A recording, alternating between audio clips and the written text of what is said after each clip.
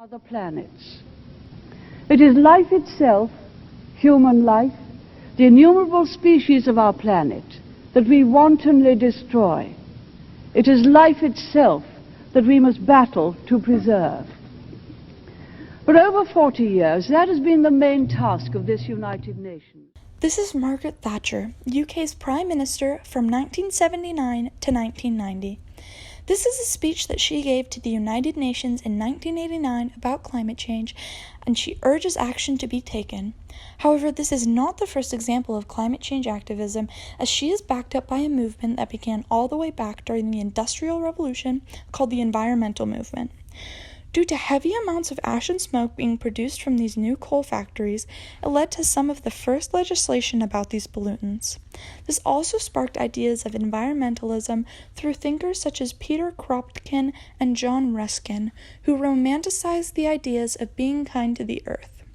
While these were the first legal and popularized examples of modern environmentalism, ideas of caring for the environment also carry over from ancient religions like Taoism. Taoism promotes harmony with nature through its philosophy. It promotes balance between earth and human, and teaches that if you harm earth, you will in return be harmed back. This has huge positive effects on areas maintained by Taoists. For example, after returning to their religious mountain areas following dictator Mao Zedong's rule and the Cultural Revolution, mountains maintained by Taoists were found to have boomed in biodiversity as well as had more cultivation of life within. However, these ideas of environmentalism are now being popularized by a new demographic. I remember thinking that it was very strange that humans, who are an animal species among others, could be capable of changing the Earth's climate. Because if we were, and if it was really happening, we wouldn't be talking about anything else.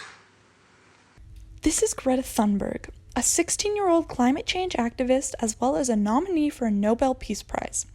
This is the event that she organized called the School Strike for Climate. It took place in 100 countries with about 1.4 million students attending altogether.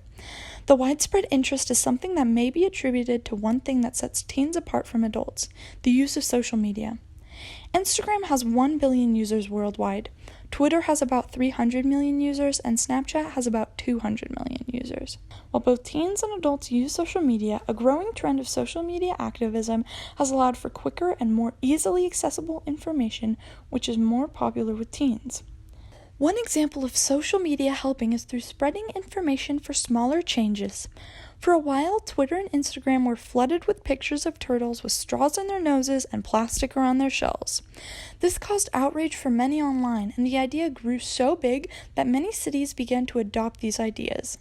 For example, San Francisco adopted the Plastic, Toxics, and Litter Reduction Ordinance last year, banning not only straws but many single-use plastics. The progression from social media to state level is incredibly huge and can also be seen here in Bend. This is Maya Gardner, an activist within our community and an organizer of the Reproductive Rights March in Bend. Recently, the march occurred on June 4th, 2019. The attendance was pretty large considering the fact that Maya and her friends organized this march themselves through social media. When I interviewed Maya about the importance of social media in the organization of the march, she said, and I quote, "Social media was vital to our march. As teenagers, we don't really have many platforms to project our voices, especially politically, since school is intended to be nonpartisan. Social media allowed us to speak up about these issues. Although we also spoke about it in school at clubs, social media allowed us to get a bigger following." Many people who came to the march were from other schools who we otherwise wouldn't reach, or past 20, another hard audience for students to reach. Social media also allows us to have discussions and share information about events statewide, preventing traveling or people being left out from not being able to drive/afford traveling costs. Maya also went on to explain the impact of other social media-dependent marches on her, such as the March for Our Lives, which she is a Bend representative for, as well as her participation in a climate strike inspired by Greta Thunberg here in Bend.